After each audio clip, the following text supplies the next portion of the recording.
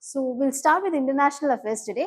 So last week there have been a lot of news regarding Iran, Israel, UN, the role of UN, India's prime minister's visit to Cyprus, Croatia, all these countries. So international affairs is one of the most important topics for your mains exam as well as for your prelims point of view. The places in news which comes under like the places where our prime minister have visited in the last 1 year, the significance of those places for our country, all these are very important from your prelims as well as your mains point of view. Okay, so we'll start with revitalizing UN for the 21st century.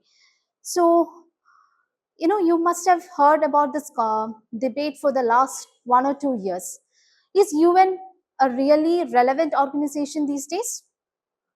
That's the question that the world has been asking. So it says that UN is an anachronistic of its times, which means that it is beyond its time. It is irrelevant for the needs and aspirations of the 21st century. Because you know that UN was formed in which year?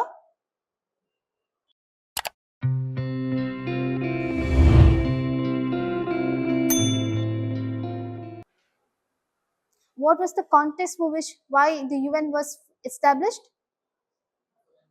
Second World War. And UN is a successor organization to League of Nations, right? UN was a successor organization to League of Nations, which was formed in 1920 after the World War I. And after World War II, what happened? UN, the countries of the world, they wanted to avoid another World War III. And they established the United Nations in 1945. So the major objective with which United Nations was formed was to prevent any war from any global conflicts and to prevent a World War III. But in the past few years, if you have seen, like there are about since global World War II, the global conflict levels are increased. And currently there are 56 global wars which is ongoing. Every time you take the newspaper, you'll get to see some coup happening in Africa. You'll get to see some coup happening in Sudan, Chad, Nigeria, Russia, Ukraine war, Iran, Israel, India, Pakistan issues. All these things are happening around the globe, and currently 56 global conflicts are happening. And UN has become totally irrelevant. Some people they say that UN is a glorified NGO. What is the main purpose of an NGO? Is to undertake social and economic to meet social and economic needs, right? You see, NGOs do not have any political relevance. They have more of a social relevance. They undertake more of social activities, right? So some people say that UN is a glorified NGO. There is not much that UN can do to prevent these global conflicts. Now, what are the limitations of the UN in the contemporary world? As I said, 56 ongoing wars are there and UN has limited impact. Now, weak enforcement of peace and security, over 233,000 deaths have been reported in the last 1 year. Insufficient response to the economic and environmental fallout. Then eroding influence and outdated structure. It was formed in 1945. As I mentioned, it does not represent the needs and aspirations of the 21st century. Chronic underfunding, like many countries, they move out of UN. So the UN basically functions on the funds contributed by the member countries. So the fund issue is one problem. Rise of minilateral forms. What are minilateral forms? The small organizations like the G7, the Quad, the BRICS, all this, they bypass the initiative, the objective of the UN. So these are some of the limitations which I have listed here. Other than that, can you think of any particular limitation of the UN? Why do you think UN is irrelevant today? Do you think that UN is irrelevant? If you think so, what could be the reasons? Something which you know about, please think about it. You know about the permanent members in the UN? Right? You have 5 permanent members in the UN. These are things which are studied in your smaller classes. Okay. So 5 permanent members you have. Who are the 5 permanent members? Yes, US, Russia, China, France and UK. These are the 5 permanent members in the Security Council, and you have 10 non-permanent members. The non-permanent members changes from after every 2 years. So this permanent members, you have USA and Russia. Their interests are conflicting. You have USA and China. Their interests are conflicting. And UN, there's a major criticism that UN is not a, unlike the General Assembly, all the member nations of the UN are members of the General Assembly. Whereas when it comes to Security Council, which is also a permanent, which is also an organization under UN, you have only, which is also an organ under UN, you have only 15 members, out of which 5 are permanent and 10 are non-permanent members. And even if one permanent member votes against a resolution, the resolution cannot come into existence, which means that it is not democratic. In a democracy, what is given importance? Majority. What majority says is given importance. Whereas in case of UN, the majority voice is not heard. Even if one single nation vetoes against it, the resolution cannot come into existence. That is one major drawbacks of UN. Now the question is UN really, do we really need an organization like UN? If it is losing its relevance, is it required? That's the major question. See, UN was formed with a great objective to prevent any global conflict from happening. To some extent, it was successful. Like it was successful in preventing a global World War III. You have regional conflicts happening, but that does not take the shape of a war. Why? Because UN do have its influence on the countries in the world. And moreover, UN undertakes a lot of peace initiatives in different parts of the world. It undertakes many humanitarian assistance. It gives many humanitarian assistance, especially in Africa. So this role cannot be performed by any other organization because it's the only organization in the world. It's the largest intergovernmental organization, largest organization where majority of countries are part of. It's the only organization which can bring in a lot of countries together. And moreover, UN was very successful in implementing the climate conferences. If you know, like for the past years, India has been performing really good in all the climate related things, like the carbon neutrality, our policies regarding the climate change. All this have been really appreciated by the world. And UN is the only organization. UN have a lot of conferences happening around the world, like the UN Conference on Climatic Conditions, UN Conference on Biodiversity, Convention on Biodiversity. All these are actually taking place under the UN brand. So these have been very successful in controlling or mitigating the climatic conditions around the world. So UN's role is actually needed, but what we require is the reforms in UN. So what can be done to reform UN is something that you need to know about. And moreover, UN was established in 1945, which means that we are celebrating 80 years of United Nations this year. So this will be relevant for your needs.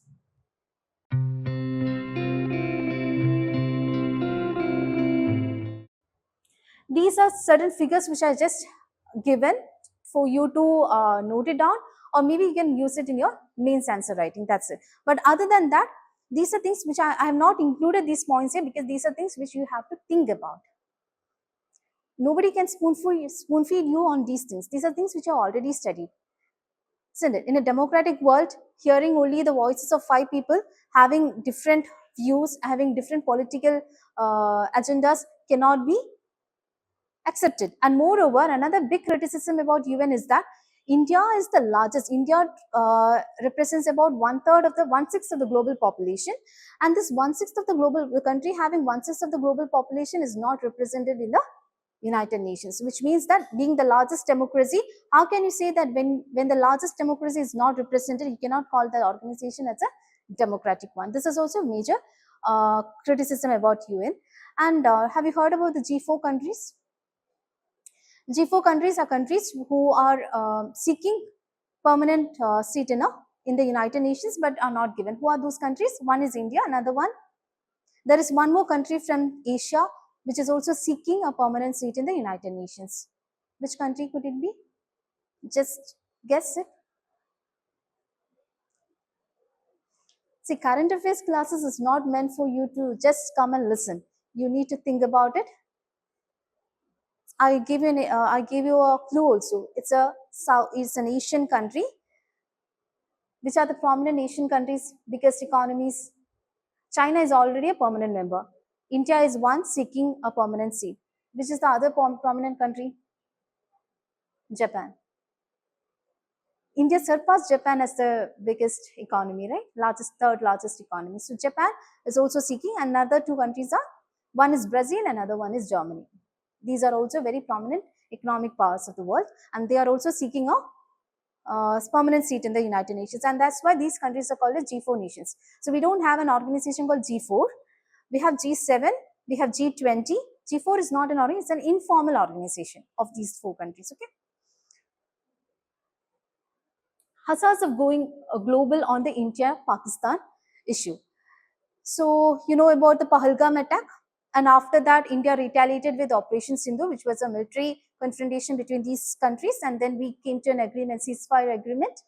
And later, you know about Indus Water Treaty abeyance, suspension of the Indus Water Treaty, which is still going on. And after that, what did we do? We sent, this was on diplomatics, this was on military side.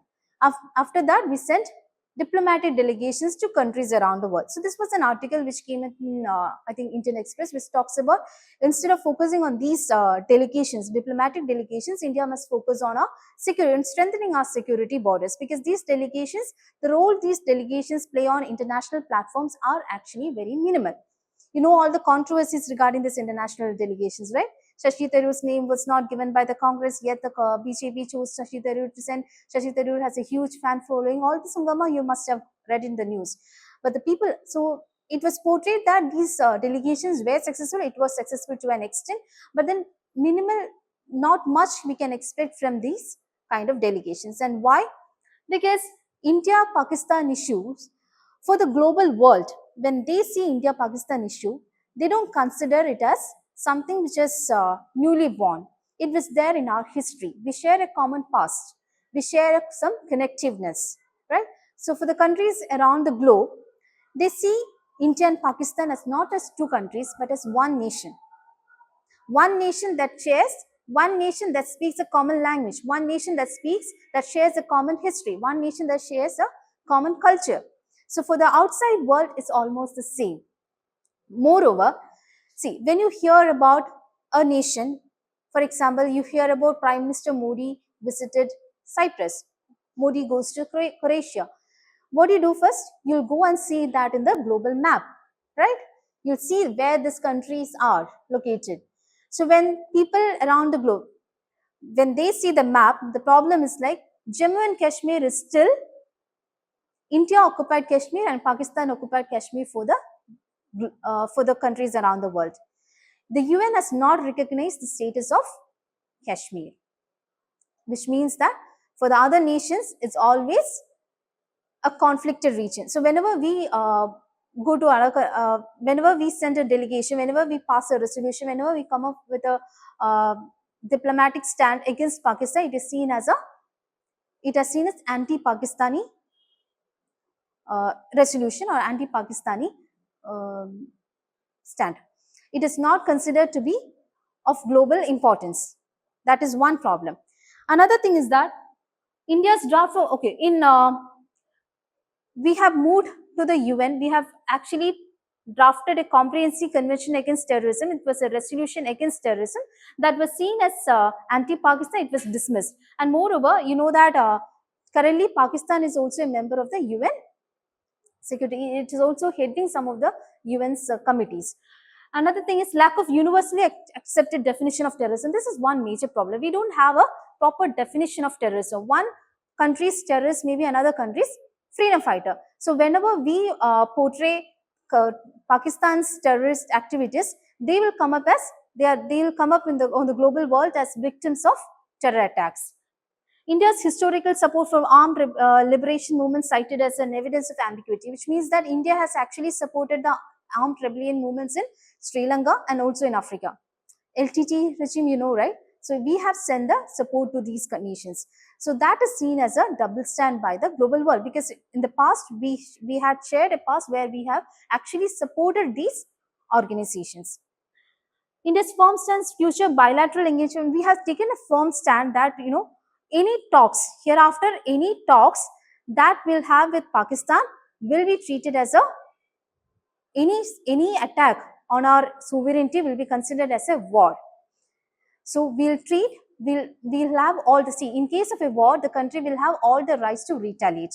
We can use military powers to retaliate against it. So even if our countries, our sovereignty is threatened by any actions by Pakistan, it will be considered as a war-like situation. That's what India has taken, and we'll have any conversation on Pakistan only on issues of terrorism. We will not sit and talk over any other issues. That is one stand which India has taken. Another important thing is that, see, you know about when India-Pakistan crisis happened, we went to UN and we have placed a resolution actually, which has to be, when Pakistan attacked India, we went to UN and there is a clause under the UN Charter, there's a clause like UN Chapter 7 clause. Under 7th clause, it was placed under the Chapter 7. Instead, it has to be placed under Chapter 6 of the UN, which says that it was an internal aggression. Rather, it was considered to be a land dispute. Okay, we went to UN to consider Pakistan's aggression as an aggression on the sovereignty or aggression on the Indian territory. But rather, it was considered under Chapter 7, which was land dispute. Why? Because at that time, UN was mainly controlled by USA. USA was an ally of Pakistan during that time. Okay, so it was actually, and that was the issue, major issue, because in the past, we went for internal aggression. We went to have a resolution under internal aggression, but that was treated as a land dispute between India and Pakistan. And still it is ongoing. For them, it is actually a dispute over the territory of Kashmir. Okay, all these terrorist activities are actually strengthened from the land dispute which has happened around 1945. That's how the global world is actually noticing it. So this is what they say, that we do not have any major role by sending international delegations, because when you go and talk to countries, they seem to be convinced about it. You know that when Iran-Israel conflict happened, USA, they had talks with Pakistani Prime Minister. Even when our delegation was visiting US, they were having conversations with the Pakistani Prime Minister over using their territory to launch attacks against Iran. So that's how the global politics works. So we cannot rely on these international support. Rather, we should strengthen our military needs and we should strengthen our borders.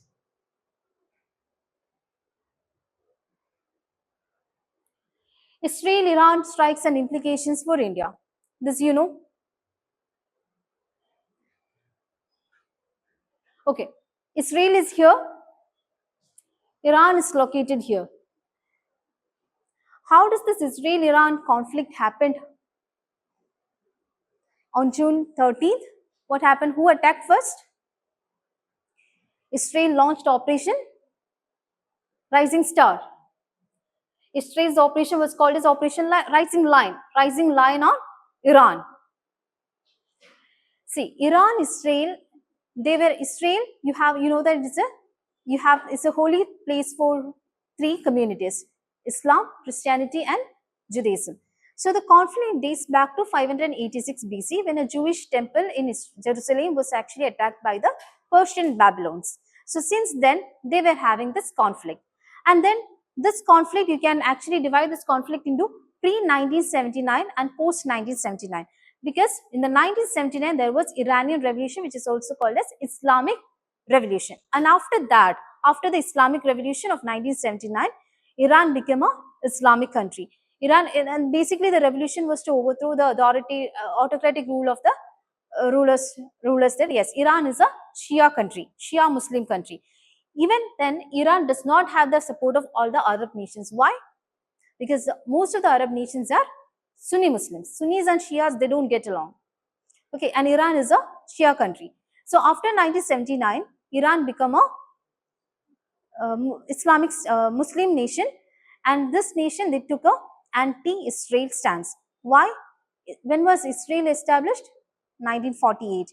And since then, Israel was trying to get global recognition for the nationhood, because the other countries in the world, they wanted two states. Especially the Arab nations, they wanted two states, that is Palestine and Israel. And Israel has not recognized it. And since then, they were trying to get the support of the other Arab nations, because the other Arab nations were not in favor of Iran also. But then Iran took an anti-Israel stance.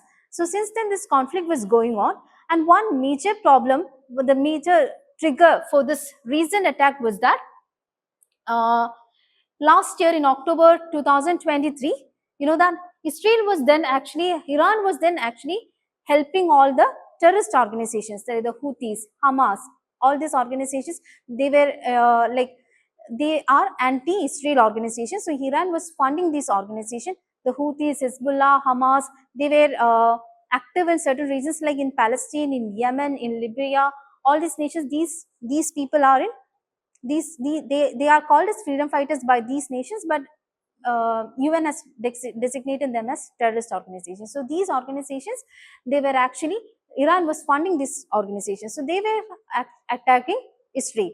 And Israel was also attacking Iran in a Kuwaiti manner. Like secretly, they were conducting operations uh, to tackle Iran. But it is the first time that Iran has fully rendered to a military, full-blown military action. So Iran was also conducting cyber attacks on Iran. Israel was also doing cyber attacks on Iran in retaliation to the activities of Hamas, which happened in October 2023. And after that, in the early January 2025, they were having cyber attacks also. Iran was facing cyber attacks from Israel, and then Iran has launched Operation True Promise 1. In the early January 2025, Iran has launched a Operation True Promise against the steps taken by Israel. And recently what happened was that Iran was enriching their nuclear facilities. Iran was actually amassing a huge chunks of uranium, pure uranium. Uranium is mostly a nuclear element. So this nuclear element, they are amassing it they were saying that they were using it for research purposes, but rather they were using it for making military weapons, nuclear weapons. So the countries, they feared it. Iran had a nuclear treaty with USA, Joint Comprehensive Action Treaty, and USA has stepped out of that treaty. That we'll study when we take this issue in detail. Okay, that's another issue. So the UN recently, what happened was that IAEA, International Atomic Energy Agency, they contend that UN has been violating all the rules and regulations of nuclear state. Okay, under this treaty, they were not allowed to amass huge uranium for any military actions. So they can do it for research activities, but then they were saying that they are using it for research activities where they were not. So this Israel launched an attack targeting specifically the nuclear sites in Iran. And the problem was that many military leaders, many nuclear scientists were killed in this operation. And it was then that Iran retaliated with the Operation True Promise 3. And yesterday, USA has also joined it, also launched attack on Iran. Okay. So you know the conflict, the historical background for this conflict I told you, the Iranian Revolution and the anti-Israel stance. Iran has been funding all the terrorist organizations. We're supporting this. We're giving housing, and we're giving funds to these terrorist organizations in operating against Israel and other countries. And later, the recent one was that Hamas attacked Palestine, Hamas attacked Israel, and then Israel launched cyber attacks. Iran was also retaliating with cyber attacks. And then the recent one was the amalgamation of uranium, and the IAEA contention that it's the first time that International Atomic Energy Agency is saying that Iran has violated the rules under IAEA treaty. So it is then that was the background for this attack. And how does it impact India?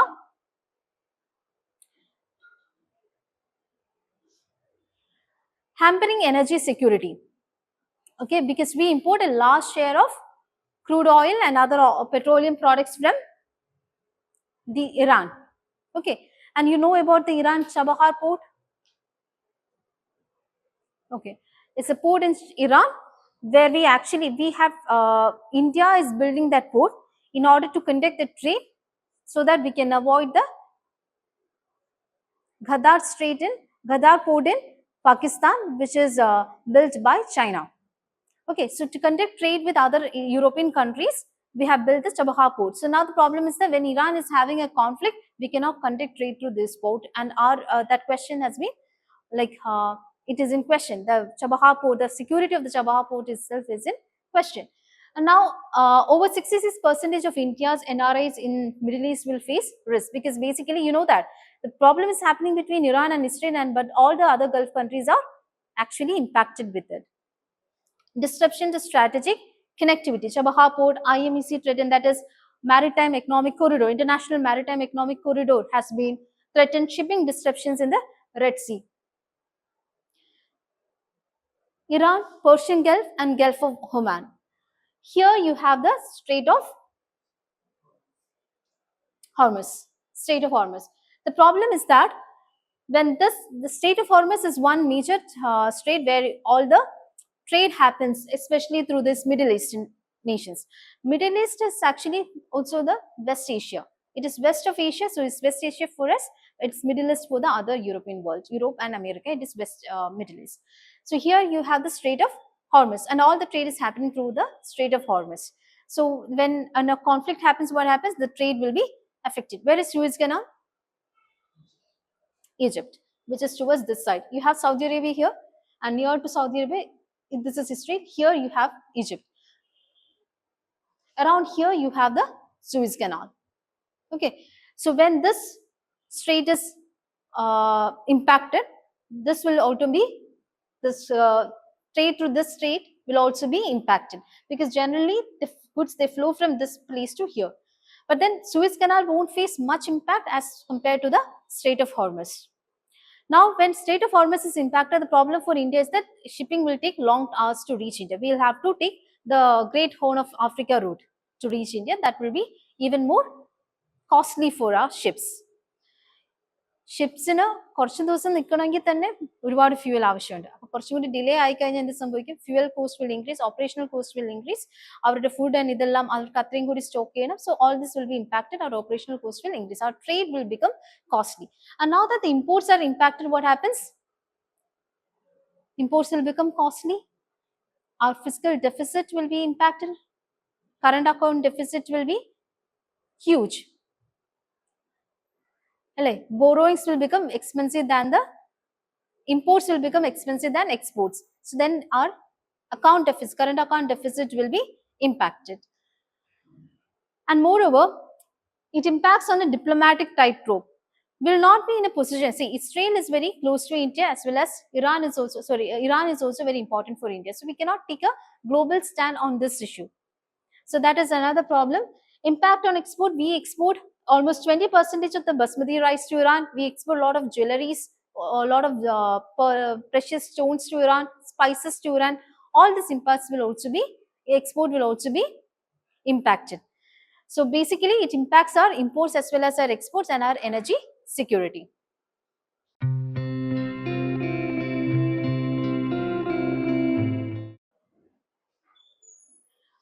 Okay, I have given this just for your information.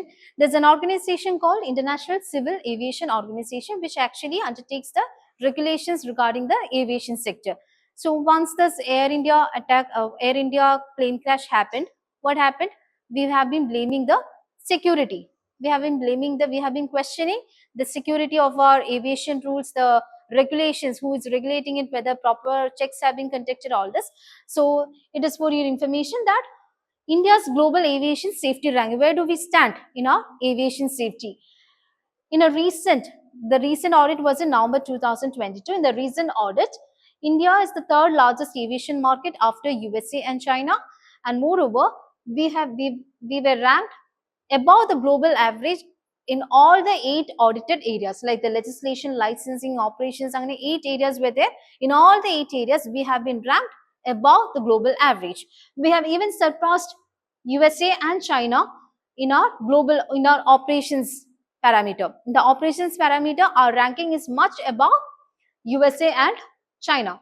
Airworthiness is also, India has secured more than China and USA. Significance is that we have a robust regulatory framework when it comes to the civil aviation sector. It's not because our regulations are bad, it's not because our operations or our our worthiness is less? It's not because of all this. We have been ranked globally well in all these parameters.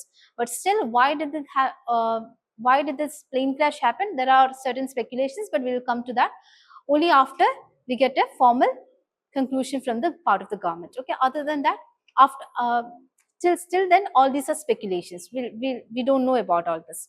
But you have to know we have been ranked good in all these parameters. It's not because we are not a poor performing country in the civil aviation sector.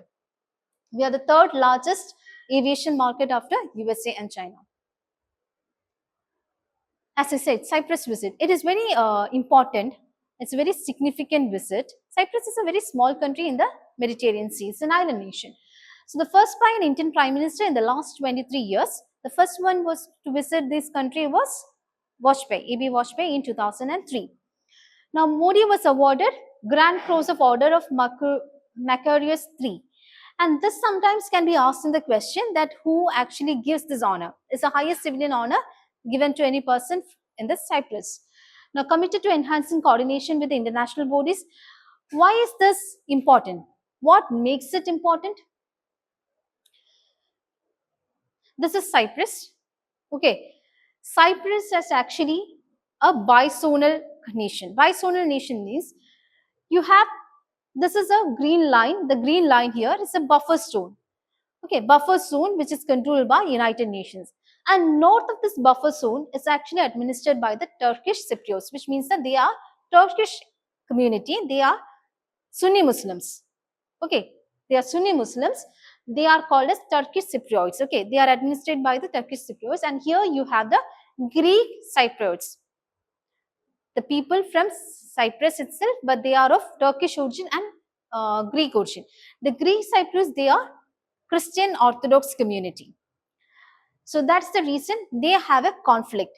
And this region is actually a buffer zone which is maintained by the United Nations. And we have visited Cyprus at that point of time when we are having diplomatic issues with Turkey, because during the Operation Sindhu, Turkey and Azerbaijan are two nations which have actually helped Pakistan. Okay, so our Prime Minister have visited this region. This region is mainly the Turkish controlled region. So we have been supporting Cyprus. Cyprus have been supporting India's stance on Kashmir. Cyprus have been supporting our global initiatives against terrorism. They are one country. And moreover, why this is important is because Cyprus is all set to take the European Union presidency next year in 2026. Okay, so in order to get the support from other European nations also, we have actually visited, the Prime Minister have visited Cyprus at this crucial point of time. See, the Prime Minister's visit have a lot of significance in the global scenario, in the global diplomatic, in our diplomatic relations with the other countries. Okay, so we chose to visit at this point of time when we are having issues with Turkey and also when Iran-Israel war is happening and the countries are compelled to take a stand. It's like, so Turkey-Cyprus conflict stems from the, as I said, Greek-Turkish division, which happened in the 1974 when they were actually they triggered Turkish invasion, resulting in this recognized by, this was an organization which actually rules the TRNC, is an organization that rules the northern part of the Turkey, which is recognized by Turkey. Turkey has been giving help to them. Like, in Tibet. Tibet is actually an autonomous region within China. They needed a separate region, whereas it is not recognized by China. China still administers, it is still under the administration of China. So similarly, this is also an issue there. The island remains divided, UN buffer zone, failed negotiation, as I said. They have two different communities. So we are recognizing Cyprus and Cyprus sovereign request for becoming a single country with a common region. And also, Cyprus is very important for the natural gas explorations. Okay, so because of its location, it is very rich in natural gas. And now India is also trying to diversify our global energy sources. We have been hugely dependent on our Middle East as well as on Russia for our global energy. So we are also trying to see other options. So this is one option that we have. So we are trying to build on our relationship with Cyprus. It's a new country which will be definitely will be there in the question. Moreover, because of our issues with Turkey as well. Gallant IAS, chasing your passion to ace.